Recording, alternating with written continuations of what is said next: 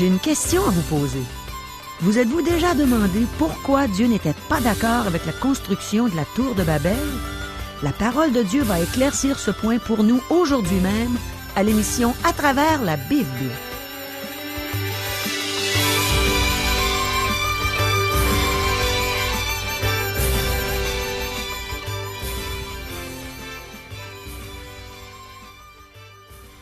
Bonjour, ici Caro.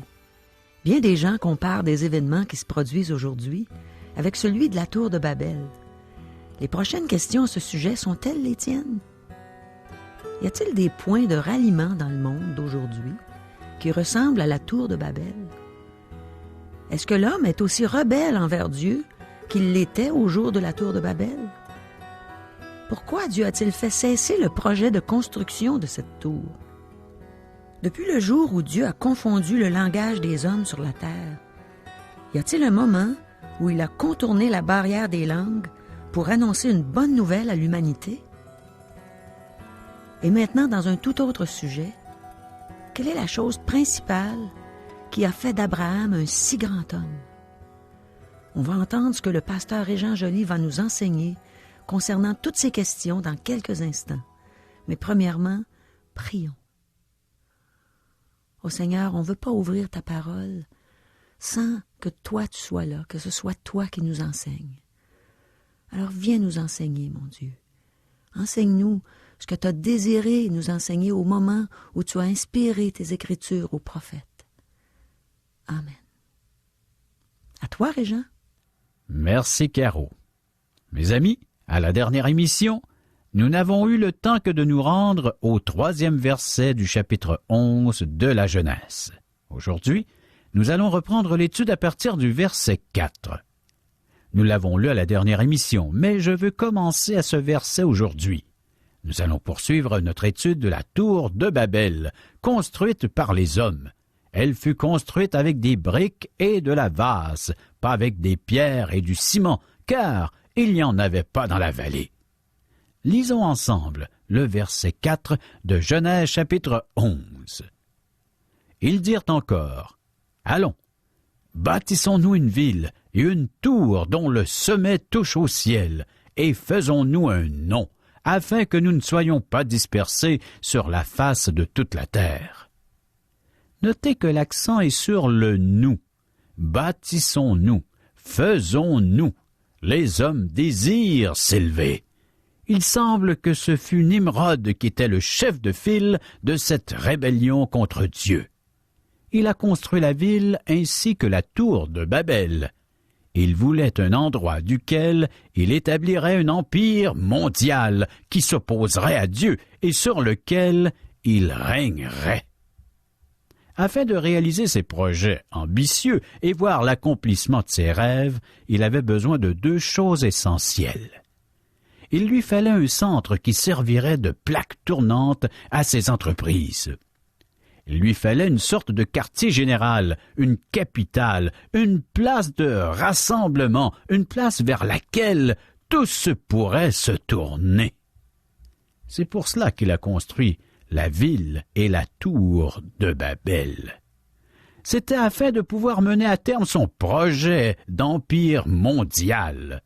Deuxièmement, il lui fallait davantage qu'une ville bien située géographiquement. Il lui fallait un point de ralliement psychologique afin de motiver les gens, de les inspirer, une chanson, un cri de guerre, un lieu de rassemblement. La construction de cet énorme monument répondait à ce besoin. Certains pays ont des lieux de rassemblement tels une place publique devant l'édifice gouvernemental. Un exemple contemporain bien connu est la grande place publique de Tiananmen à Pékin. Au temps de Nimrod, le point du ralliement était la tour de Babel. Au moment de sa construction, la tour de Babel représentait la rébellion de l'humanité contre Dieu. Bâtissons-nous, faisons-nous, des mots qui expriment l'ambition démesurée de Nimrod et de l'humanité. Maintenant, voyons ce que la tour de Babel n'était pas. Elle ne fut pas construite comme un lieu de refuge en cas d'inondation ou de crue des eaux, comme le proposent certains commentateurs. Je ne peux pas admettre cette interprétation puérile. En fait, les tombes des monarques ne sont pas des lieux de refuge en cas de catastrophe naturelle. La tour révélait plutôt l'attitude arrogante, provocatrice et rebelle de l'homme envers Dieu. Dieu avait demandé à l'homme de se procréer et de remplir toute la terre. En fait, la tour de Babel était un refus de se disperser sur la surface de la terre. L'homme a préféré s'unir et se rassembler en un lieu et s'élever jusqu'à Dieu. De plus, la tour était un puissant symbole religieux. C'était une ziggourate, de même genre dont on trouve de nombreuses ruines dans la vallée du Tigre et de l'Euphrate. Les ziggourats étaient des lieux pour adorer la création plutôt que le Créateur.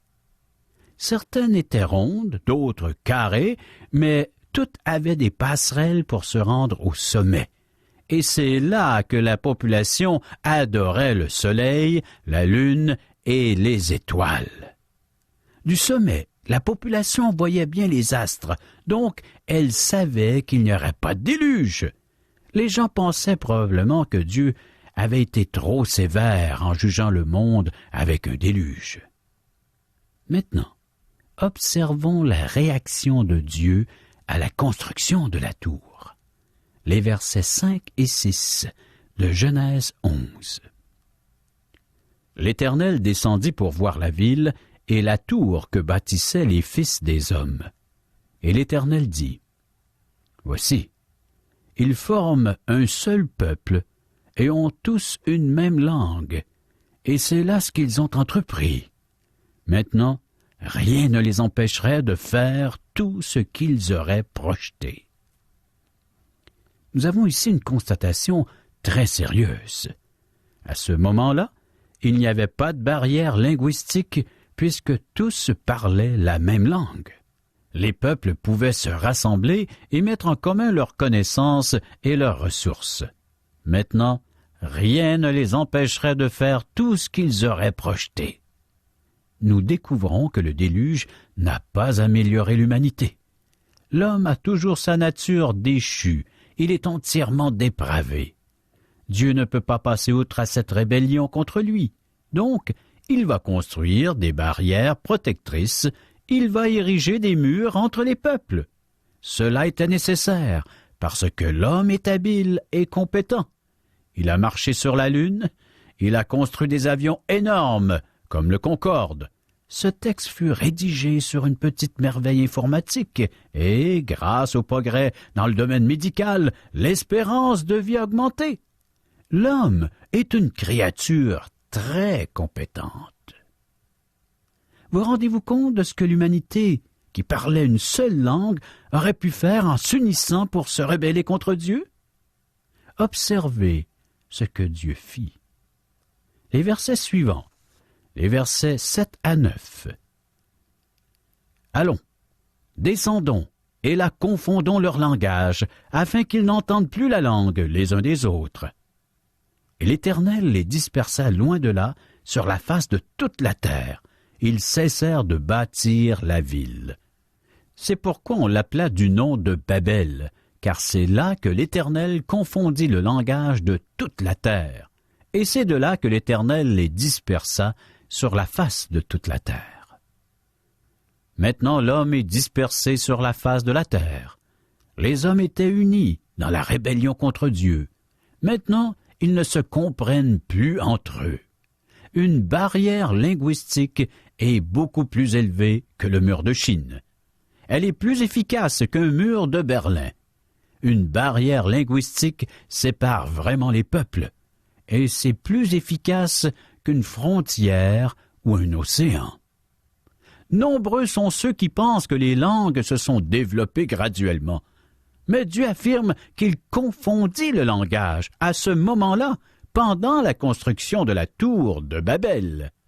Ne pouvant plus communiquer entre eux, les hommes cessèrent leur projet de construction et ils se dispersèrent dans toutes les directions. Ce fut un événement sensationnel. Ici, les gens parlaient en langue sans se comprendre. Ce fut un miracle touchant le langage et la compréhension. Les gens entendaient leurs voisins parler, mais ils ne pouvaient plus le comprendre. J'ai une petite colle pour vous. Est-ce une bénédiction déguisée ou une malédiction sur l'humanité? Bien, du point de vue de Dieu, c'était une bénédiction. Mais en ce qui concerne le projet des hommes qui voulaient se passer de Dieu, ce fut une malédiction. Au cours des siècles, les peuples furent isolés les uns des autres et cela a été une entrave à l'humanité. Aujourd'hui, avec les médias modernes, la barrière de langage s'abaisse de plus en plus. La barrière s'écroule comme le firent les murs de Jéricho. C'est l'une des raisons pour laquelle je pense que Dieu nous jugera de nouveau bientôt. Maintenant, comparons cet événement au don des langues manifesté le jour de la Pentecôte. Ce fut un autre miracle concernant les langues, mais cette fois, l'Évangile fut prêché dans toutes les langues que les personnes présentes comprenaient. Et ce n'étaient pas des langues incompréhensibles ou inconnues. Ce ne fut jamais le cas lors de parler en langue dans le Nouveau Testament. Le jour de la Pentecôte, Dieu a contourné la barrière des langues. Dieu a dit à l'humanité qu'il avait une bonne nouvelle pour elle et que son message lui sera transmis dans la langue de chacun. C'est ce que Dieu a fait. Et aujourd'hui, la Bible est traduite dans plus de langues que n'importe quel autre livre. Elle est présentement en cours de traduction dans de nombreuses langues et dialectes, et des centaines de tribus à travers le monde achètent ces versions de la Bible.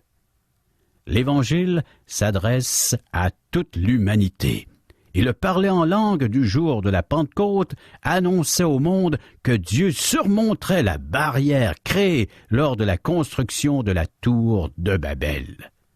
La mission de Jésus-Christ était accomplie.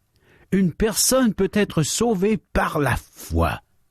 Elle peut entendre l'Évangile, la parole de Dieu, et se tourner vers lui pour recevoir le salut gratuit qu'il lui propose.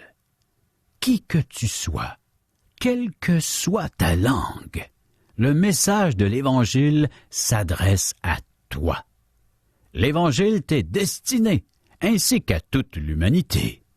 Dans l'Apocalypse, le dernier livre de la Bible, nous lisons au sujet d'un grand rassemblement en présence de Dieu, et je cite Apocalypse, chapitre 7, verset 9. Après cela, je regardai, et voici, il y avait une grande foule que personne ne pouvait compter, de toute nation, de toute tribu, de tout peuple et de toute langue. Ils se tenaient devant le trône et devant l'agneau, revêtus de robes blanches et des palmes dans leurs mains. Ceci conclut notre étude de la tour de Babel. Maintenant, nous allons nous pencher sur la lignée de Sem, parce que c'est celle-ci qui sera suivie désormais dans la Bible. Elle mène éventuellement à Jésus-Christ. Genèse, chapitre 11, verset 10. Voici la postérité de Sem. Sem, âgé de 100 ans, engendra Arpachshad, 2 ans après le déluge. Les versets qui suivent présentent la généalogie de Sem, et à la fin de celle-ci, nous lisons, versets 24 et 25, Nachor, âgé de 29 ans, engendra Térak. Nachor vécut après la naissance de Térak 119 ans, et il engendra des fils et des filles.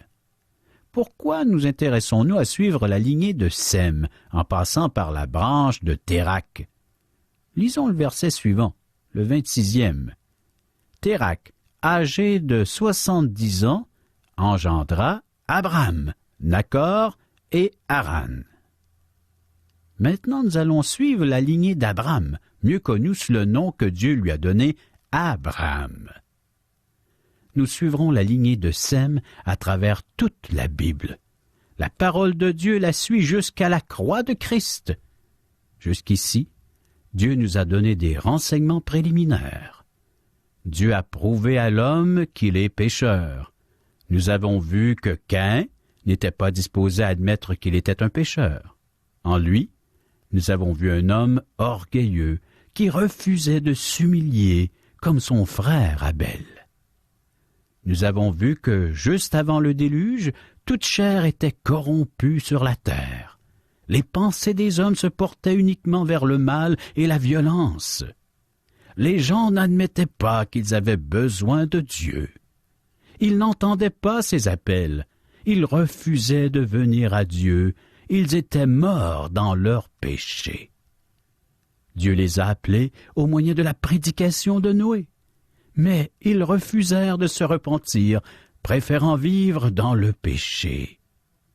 Ici, à la tour de Babel, nous voyons le péché d'orgueil, une rébellion ouverte contre Dieu. L'homme refuse de se soumettre à Dieu. Chers amis, vous êtes-vous construit une petite tour de Babel privée? Êtes-vous en rébellion contre Dieu? Avec notre nature pécheresse, nous nous rébellons facilement contre Dieu. Un soir, la conduite du petit Richard était inadmissible. Il s'énervait et refusait d'obéir à sa mère. Finalement, elle le fit asseoir dans un coin pour le punir. Elle rejoignit le reste de la famille. Peu de temps après, elle entendit un bruit et demanda à Richard s'il était toujours assis sur sa chaise. Il répondit « Oui ». Mais dans son fort intérieur, il était debout. Croyez-moi, beaucoup de chrétiens se rebellent présentement contre Dieu dans leur cœur. Ils se sont construits une petite tour de Babel. Maintenant, voici la suite de la lignée de Térakh, les versets 27 à 31 de Genèse chapitre 11. Voici la postérité de Térakh. Térakh engendra Abram, Nachor et Haran. Haran engendra Lot. Et Haran mourut en présence de Térakh, son père, au pays de sa naissance, à Ur, en Chaldée. Abram et Nachor prirent des femmes. Le nom de la femme d'Abram était Saraï, et le nom de la femme de Nachor était Milka, fille d'Haran, père de Milka et père de Jisca. Saraï était stérile. Elle n'avait point d'enfant. Térakh prit Abram, son fils et Lot, fils d'Haran, fils de son fils, et Saraï, sa belle-fille, femme d'Abram, son fils. Ils sortirent ensemble d'Ur en Chaldée pour aller au pays de Canaan. Ils vinrent jusqu'à Charan et ils y habitèrent. Haran signifie délai ou retardé. Le verset 32. Les jours de Térakh furent de 250 ans, et Térakh mourut à Charan. Ces quelques faits historiques nous indiquent que nous allons maintenant suivre l'histoire d'Abraham, et elle débute au prochain chapitre. Nous sommes à un point tournant du livre de la Genèse, ainsi que de toute la Bible. Les 11 premiers chapitres ont couvert 2000 ans d'histoire. Les 39 autres chapitres couvrent seulement 350 ans d'histoire. Les chapitres 12 à 50 du livre de la Genèse nous parlent des patriarches, à partir d'Abraham jusqu'à Joseph en Égypte. Les 11 premiers chapitres parlent de la création, de la chute, du déluge et de la tour de Babel, les 4 événements majeurs de cette période de 2000 ans. Maintenant, au chapitre 12, nous passons à une nouvelle section entièrement différente. Le style et l'atmosphère du récit biblique changent. Nous allons ralentir le pas. Nous ne couvrirons plus 2000 ans en 11 chapitres. L'accent ne sera plus mis sur de grands événements bouleversants, mais plutôt sur des personnages. Les personnages que nous étudierons ne furent pas tous de grands personnages, mais ils furent tous importants. Nous en verrons 4 dans le livre de la Genèse et de nombreux autres dans la suite de l'Ancien Testament. Premièrement, du chapitre 12 au chapitre 23, de la Genèse, nous allons étudier la vie d'Abraham. Ensuite, nous passerons à Isaac, le fils bien-aimé, de Genèse 24 à Genèse 26. Ensuite viendra Jacob, le fils choisi et formé par Dieu, de Genèse 27 à Genèse 36. Finalement, nous terminerons avec Joseph, de Genèse 37 à Genèse 50, le fils qui a souffert et qui fut glorifié. C'est ce personnage biblique qui est l'image la plus complète de Christ, qui lui ressemble le plus, même si la Bible ne le présente pas comme tel. Aujourd'hui, je veux simplement introduire le chapitre 12 et nous poursuivrons son étude à la prochaine émission. En ce qui concerne la chronologie, nous sommes à mi-chemin des événements bibliques, cependant, notre programme de 5 ans est encore à ses débuts. Chronologiquement, nous sommes à mi-chemin entre la création et la croix. Maintenant, Dieu cesse de traiter de l'histoire des nations. Il se concentre sur un homme qui deviendra une grande nation de laquelle sera issu le Sauveur du monde. Selon les normes, Abraham est un grand homme. C'est un des plus grands hommes à avoir jamais marché sur la terre. Comment détermine-t-on si une personne est grande aujourd'hui? Premièrement, la personne doit devenir célèbre. Même dans cette période de médias électroniques, plus de personnes ont dû entendre parler d'Abraham que de quiconque d'autre. Plus de personnes ont entendu parler d'Abraham que du premier ministre, que d'une vedette du domaine artistique ou que d'un athlète olympique. 3 grandes religions du monde remontent jusqu'à Abraham: le judaïsme, l'islam et le christianisme. Des millions de personnes en Asie et en Afrique ont entendu parler d'Abraham, mais ne connaissent rien des gens qui font la une de nos journaux. La marque d'un grand homme est la célébrité. Sur ce point, Abraham se qualifie. Un autre trait d'un grand homme est sa noblesse et sa générosité. Connaissez-vous quelqu'un qui fut aussi généreux qu'Abraham? Je ne pense pas que personne ne ferait preuve de la même générosité qu'Abraham aujourd'hui. Lorsqu'Abraham et son neveu Lot sont revenus en Palestine, Abraham a laissé son neveu choisir une partie du territoire et il a accepté de se contenter de ce qui resterait. Verrions-nous une telle attitude dans le monde des affaires aujourd'hui? C'est à peine si nous voyons cela dans nos églises, encore moins dans le monde endurci d'aujourd'hui. Troisièmement, un grand homme doit vivre à une époque de grands changements. Comme Napoléon l'a affirmé, il doit être un homme avec un destin. Le bonhomme et la bonne époque doivent se croiser. Ce fut certainement le cas d'Abraham. Je pense que le monde est en général d'accord avec les 3 points que j'ai mentionnés. Cependant, je doute qu'il soit d'accord avec mon dernier point. Un grand homme doit être un homme de foi. Remarquez que tous les grands personnages, même s'ils ne sont pas chrétiens, croient en quelque chose. Ils ont une vision. Dieu a affirmé qu'Abraham était un homme de foi. Chers amis, c'est déjà tout pour aujourd'hui. Préparons-nous pour la prochaine émission en lisant Genèse chapitre 12, les 12 premiers versets. Merci, Régent. Imaginez si on avait été là quand Dieu a confondu les langues à la tour de Babel. Quelle confusion! Quelle frustration aussi de ne pas être capable de comprendre ce que les autres disaient et de ne pas pouvoir se faire comprendre par les autres. L'année dernière, j'étais en vacances sur une belle île tropicale. Et à un moment donné, un Allemand s'est approché de moi pour me parler. Bien sûr, il m'a adressé la parole en allemand. Et je lui ai dit « Parlez-vous le français ?» Il m'a regardé avec des points d'interrogation dans les yeux. Alors j'ai dit « Do you speak English ?» Puis il a répondu « Nein ». Puis il est reparti, l'air déçu de ne pas avoir pu communiquer avec moi.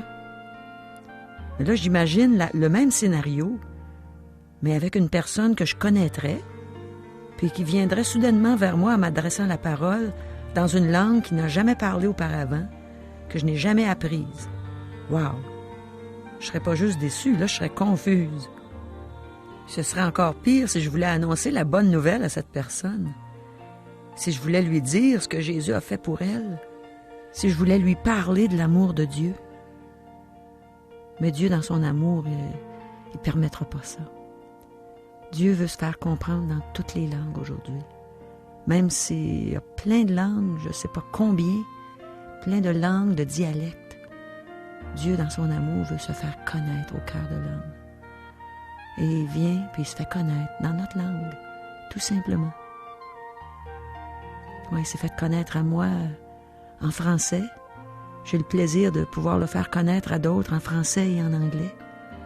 Et il y en a d'autres qui peuvent parler encore plus de langues, qui peuvent avoir accès à encore plus de gens. Mais gloire à Dieu, parce que peu importe ta langue, il peut parler à ton cœur. Il te connaît. Puis il a mis dans ton cœur la pensée de l'éternité. Alors si ça t'est pas encore venu à l'idée, mais laisse-le parler à ton cœur aujourd'hui. Dieu te parle dans ta langue. Dieu t'aime. Il te dit, je t'aime d'un amour éternel. Je veux te prendre avec moi pour l'éternité. Je veux que tu sois certain, certaine, que quand tu vas mourir, tu vas aller au ciel. Tu vas mourir un jour, ça c'est la justice de Dieu. On va tous passer par là.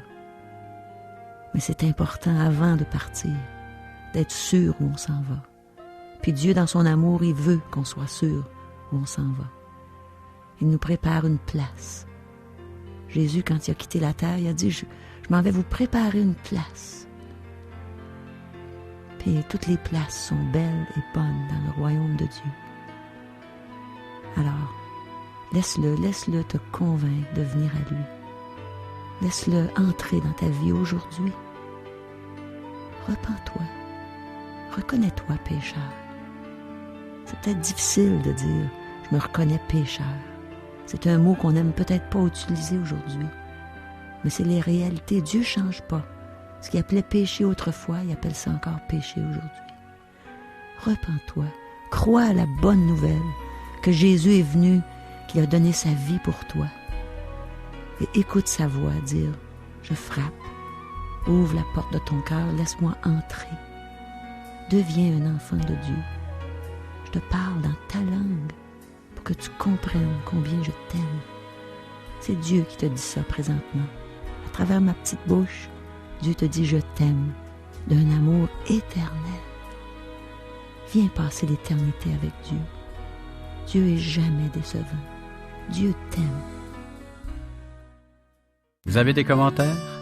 Des questions? Vous aimeriez savoir ce que la Bible a à dire sur tel ou tel sujet? Écrivez-nous. Vous pouvez recevoir par le fait même des cours bibliques que nous offrons tout à fait gratuitement, ainsi que des invitations à assister à l'un de nos merveilleux déjeuners de l'espoir, offerts à la grandeur du Québec, où vous pourrez entendre des témoignages de vie transformées par le message de la Bible. Pour en connaître les dates et les endroits où auront lieu ces déjeuners, pour nous rejoindre, un des membres de l'équipe d'Aujourd'hui l'Espoir est disponible à recevoir vos commentaires. Vous composez le numéro de téléphone suivant, 1-877-l'Espoir, 1-877-l'Espoir, ou via notre site internet www.espoir.ca, ou bien vous nous écrivez à Aujourd'hui l'Espoir, 6640 3e Avenue Ouest, Charlebourg, Québec, le code G1H 6H4. Ici Régent Joly, bonne fin de semaine et à lundi.